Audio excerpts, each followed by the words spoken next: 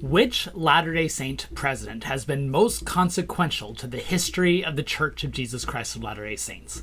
It's a question I often get in public lecture settings, as well as my live videos and in the comments of my various YouTube and social media offerings, and it's one that I'm often reluctant to weigh in on because it's often presenting a value judgment and comparing apples to oranges to different eras.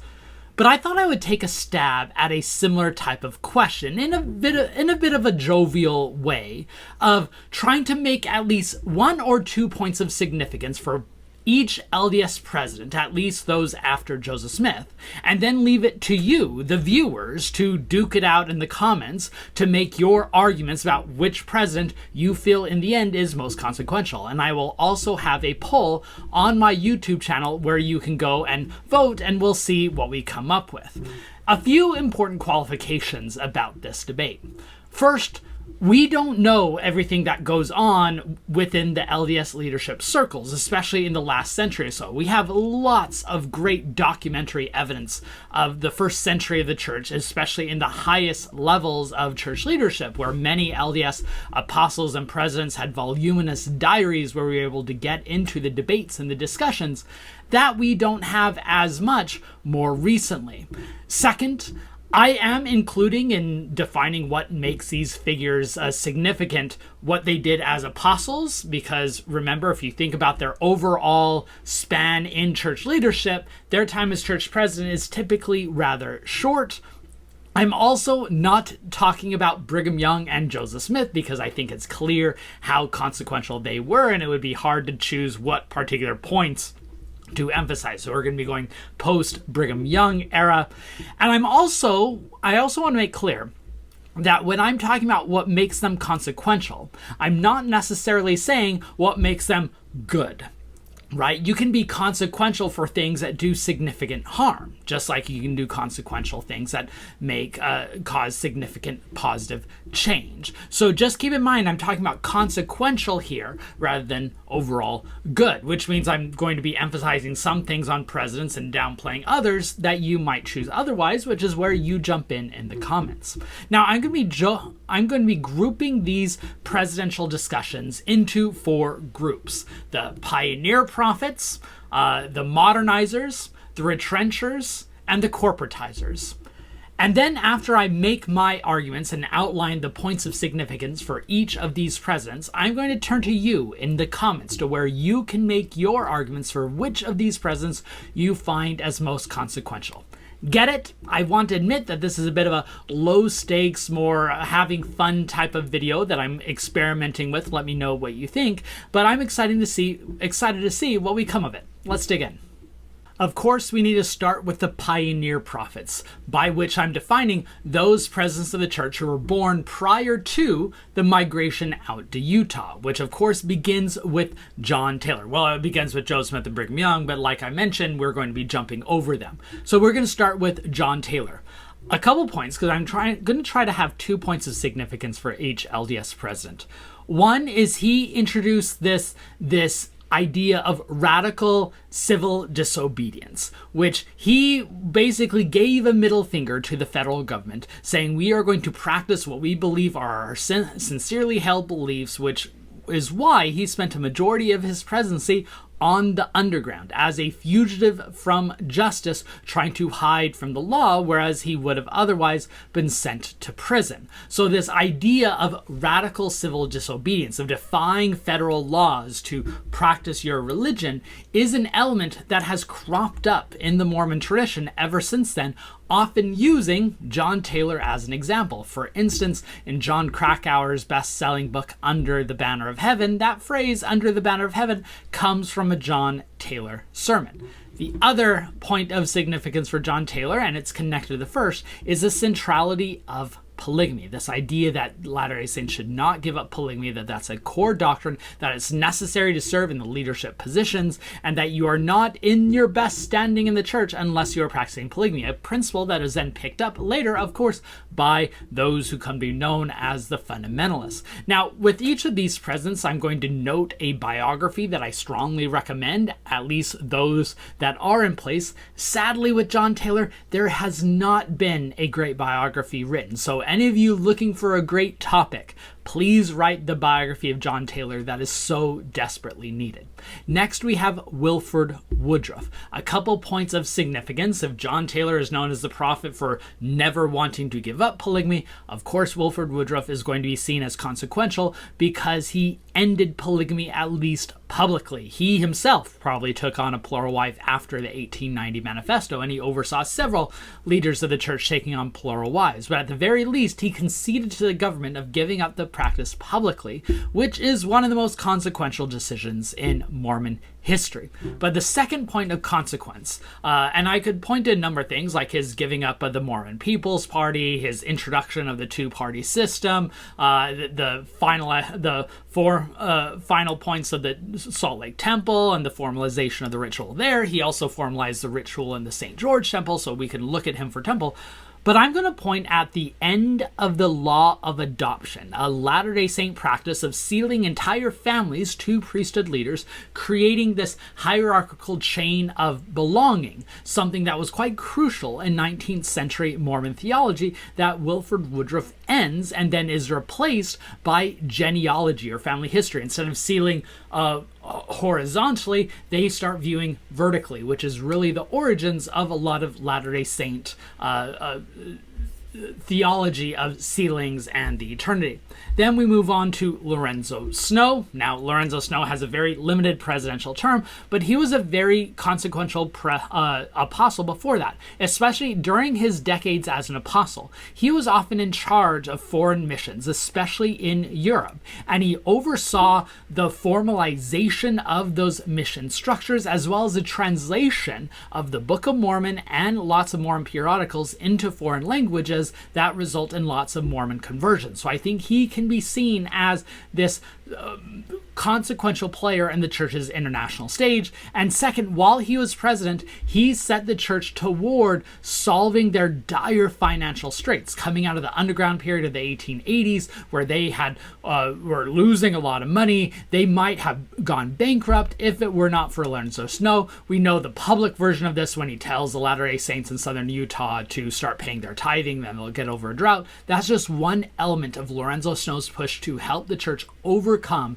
its financial problems and start moving them toward the modern model we know of being connected to your wards and pay your tithing, as well as the church becoming financially successful. And then the final pioneer prophet we're going to discuss is Joseph F. Smith, right? The son of Hiram Smith. He really is one of the, I would say, finalists if you're going to make this voting blocks of LDS presence. Oh, by the way, Lorenzo Snow, not a great biography yet. There was a good family biography, but we still need a good biography of Lorenzo Snow. Joseph F. Smith, there is a great biography. Steve Taysom's wonderful biography of Joseph F. Smith, Meteor, like a fiery meteor, that came out from the University of Utah Press last year. Strongly recommend. Few points of consequence for Joseph F. Smith. He structured LDS theology, especially the Godhead, taking the inchoate mass of LDS doctrines in the 19th century and streamlining it into something that looks quite modern. And also his uneasy alliance with American assimilation, as seen with the Reed-Smoot trial, but his desire to place the Latter-day Saints on better footing with American culture, a awkward dance that's going to continue for a century, but really starts with Joseph F. Smith. Also, if you enjoyed this kind of geeky history, make sure you are subscribed to this channel. I try to do deep dives on historical topics every Monday. I connect the past with the present on Wednesdays, and I pull back the curtain to talk about the historian's craft on Fridays, whether that be diving into particular documents or issues or books and interviews with authors. It's all a chance to try to bridge the academic world of history and the public consumption of history. And if you want to give back, consider us becoming a member of the channel, and you can also subscribe to my newsletter, which just compiles my various videos and essays and interviews across platforms into a bi-weekly email. Anyways, let's get back to the history. All right, now let's talk about the Modernizers, those in the mid-20th century who did a lot to transform the LDS Church from a parochial, regional, Utah-centric church to a national and indeed global institution. First is Heber J. Grant, and I want to highlight 2 points of consequence.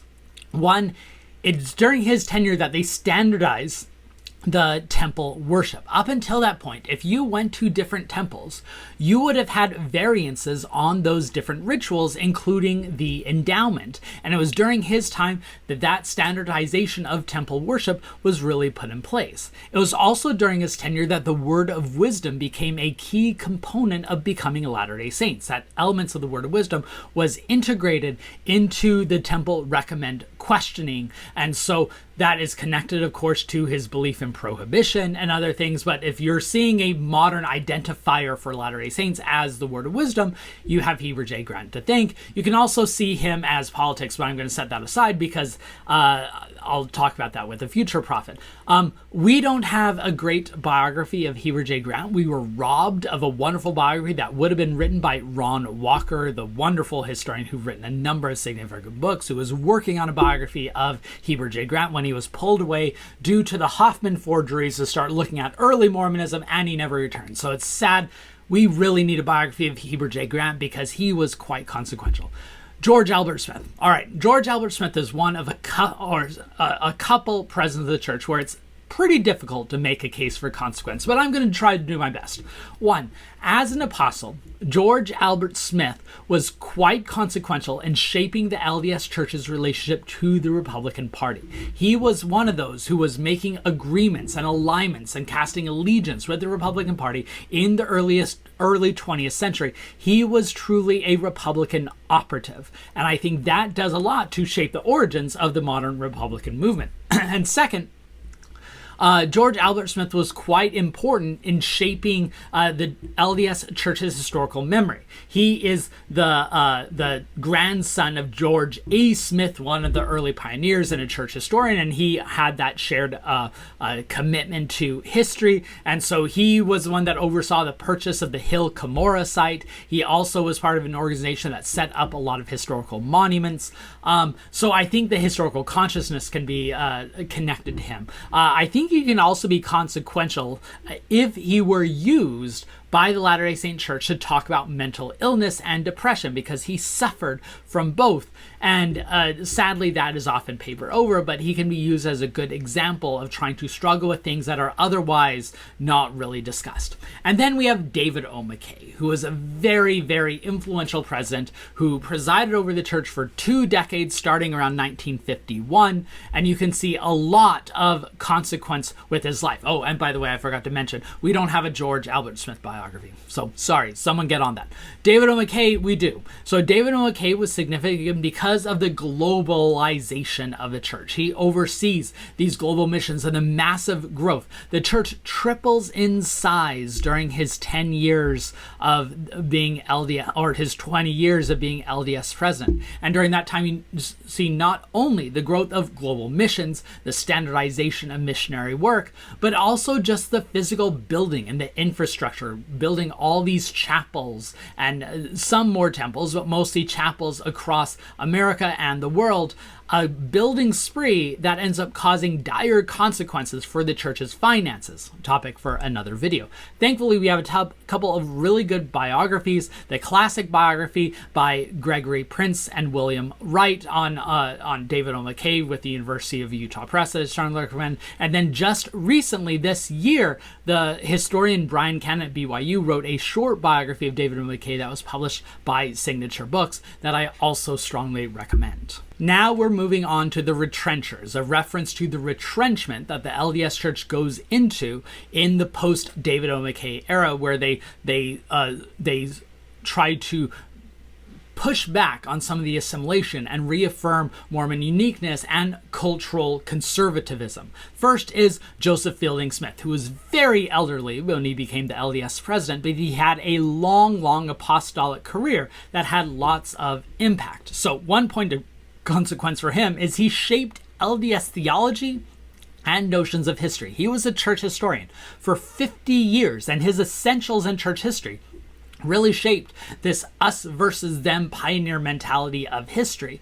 He also shaped LDS neo-orthodoxy, or the belief in Scripture. And I know the term neo-orthodoxy is problematic. I actually would critique it a lot. But this idea of a much more fundamentalist reading of Scripture we owe due to Joseph Fielding Smith and his victory over the modernist apostles like James Talmage or John Widsoe in the 1920s and 1930s, and B.H. Roberts, the fight with B.H. Roberts over evolution in 1931, it's all of consequence to shaping the modern Mormon mind. And there's a wonderful biography of him, an intellectual biography by Matthew Bowman, Joseph Fielding Smith, a Mormon theologian, just out from University of Illinois Press earlier this year. Then we got Harold B. Lee, again, a short presidential term, but a very consequential apostolic career. Most importantly, Harold B. Lee was the one who initiated the welfare program in the 1930s, which ends up being this LDS concept of taking care of their own, which on the one side is great because there's a lot of humanitarian effort that flows from that. On the other hand, it was used as an excuse to separate the Latter-day Saint church discourse from public support, like the New Deal. The welfare program was envisioned to counter New Deal policies, and so that ends up not just helping Latter-day Saints with humanitarian aid, but shaping their political ideas going forward. And second, Harold B. Lee was the mastermind behind the correlation program of streamlining, centralizing the LDS message through a priesthood-controlled narrative, which it would be hard to overstate how significant that is in shaping the church. Again, we have a really good recent biography. Both Signature Books and University of Illinois Press have been doing these short bio series, and several of the books I've mentioned come from that. And here's another one. Newell Bringhurst, one of the legendary historians of the Latter-day Saint tradition, just published a biography within the Signature Book series on Harold B. Lee that I strongly recommend. And then we get Spencer W. Kimball. Now, on the one hand, one of the most consequential decisions in the 20th century, many would say the most consequential decision, was not a moment of retrenchment, but opening up and revision, which is when he announced in 1978 that the LDS Church was ending its racial restriction. So it would be hard to top that. But his presidency was also defined in retrenching on other issues, especially on gender issues, and notably Spencer W. Kimball shaped how the LDS Church viewed homosexuality as a problem that had to be solved, as a danger. And of course, his miracle of forgiveness is something that talks about sexual purity and has scarred a lot of people. So I think on the one hand, you have the end of the racial restriction that shows the openness of his presidency. On the other hand, you have the retrenchment on gender and sexuality, which shows the opposite. We have a couple biographies within the family that is actually really good. Edward and Andrew Kimball wrote a biography of Spencer W. Kimball that covered his pre-presidential life, and then Edward Kimball wrote his biography covering the presidential period, Lengthen Your Stride. Both biographies are really, really good references and much more candid than you might expect for a family-produced book that's published by Desert Book. In fact, the Lengthen Your Stride, the second volume, you had the published version, which is what Desert Book was willing to publish, and then you have the digital version, which included all the extended stuff that Desert Book did not want, but the Kimball family demanded. It's a fascinating dynamic, maybe a topic of a future video. And then following Kimball, we have Ezra Taft Benson. Now, Benson was not up to in good health in his presidential term, but of course he had been quite consequential before that in pushing Latter-day Saints toward right-wing politics, a topic that I have discussed a lot on this channel, so you can go back and see previous videos. But then during his presidency, he's consequential because he doubles down on those gender essentialism, especially on the role of women, and he gives a number of significant talks on saying that women should be in the home, not in the public space. Benson is also significant because he pushed the Latter-day Saints, in his words, to remember the Book of Mormon. And while the scriptural text had always been a part of Latter-day Saint life and discourse, it received renewed attention and centrality. And importantly, Benson taught Latter-day Saints how to read the Book of Mormon in a way that aligned with Christian conservatism, which still shapes how many Latter-day Saints approach the scripture today. And a lot of that is thanks to Benson. Now, if you want to read more about Benson in biographical form that at least focuses on his politics, Matt Harris's Watchman on the Tower captures a lot of that. Matt Harris also did an edited collection, Thunder from the Right, which has a number of historians talking about Benson and his political legacies. Now, the final batch of presidents I'm going to talk about are a bit unique for two reasons, and it's complicated to make an argument. One is the history is still very recent, so it's going to be hard to determine the long-term legacies. And second, we don't have any good biographies of any of these presidents. We have some hagiographic accounts, but nothing that really digs into their historical presidencies. With Howard W. Hunter, like George Albert Smith, it's hard to make a strong consequential argument due to his short tenure, although he was a very important bureaucratic leader, which is the theme of this period, the corporatizers of recognizing the global institution the LDS Church has become. As an apostle, Howard W. Hunter had done a lot of difficult leadership tasks that he was quite good at. One is he modernized the history department. We often look at Leonard Arrington as a consequential figure of modernizing the church history department. Howard W. Hunter had already started doing that when he became church historian after Joseph Fielding Smith became president. And second, he was able to negotiate a lot of complicated business deals for the LDS Church, most notably the Jerusalem Center in Jerusalem, which is now seen as a pillar for the LDS institution and Brigham Young University.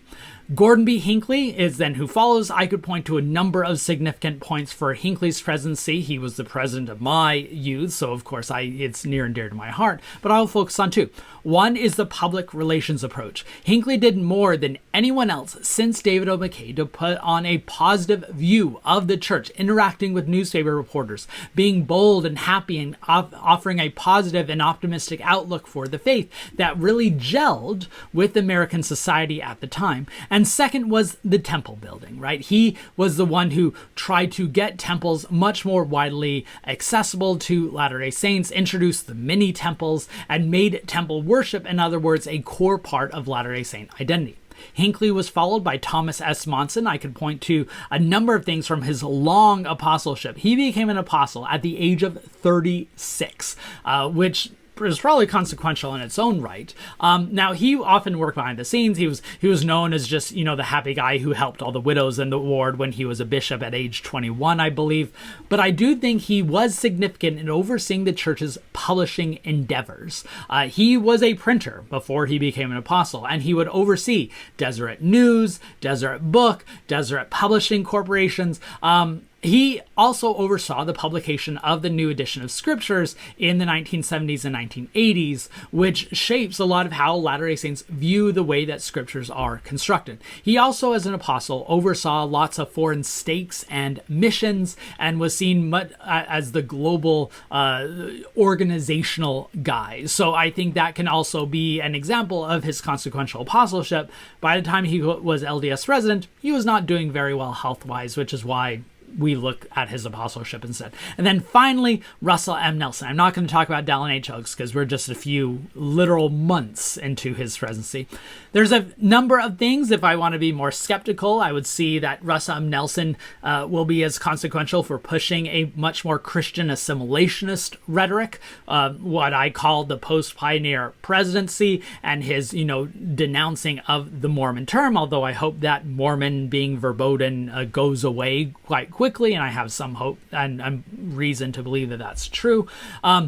On a more positive spin, I'm hoping that he'll be seen as consequential for introducing a much more peace-building rhetoric within the Latter-day Saint Church. I don't know if that's going to take off with church membership, but I think the LDS community will be much better if they did. Again, we don't have good scholarly biographies of any of these presidents. Hunter, Hinckley, Monson, or Nelson. It's probably going to take a while for historians to really assess what the consequence is.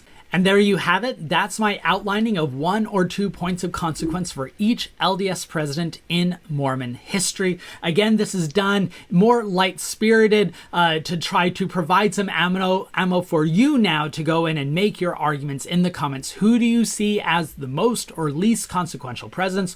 What elements of consequence did I overlook? I'm sure I forgot a lot. I'd love to see those in the comments. And also go on my YouTube channel. I'll have a series of polls where you can vote vote for which president you see as most consequential. I can't wait to see your answers. History is not only relevant, it can also be fun. And I hope to do more videos like this that capture this fun, jovial nature of historical debate at times when we need a bit more light-spirited in our life.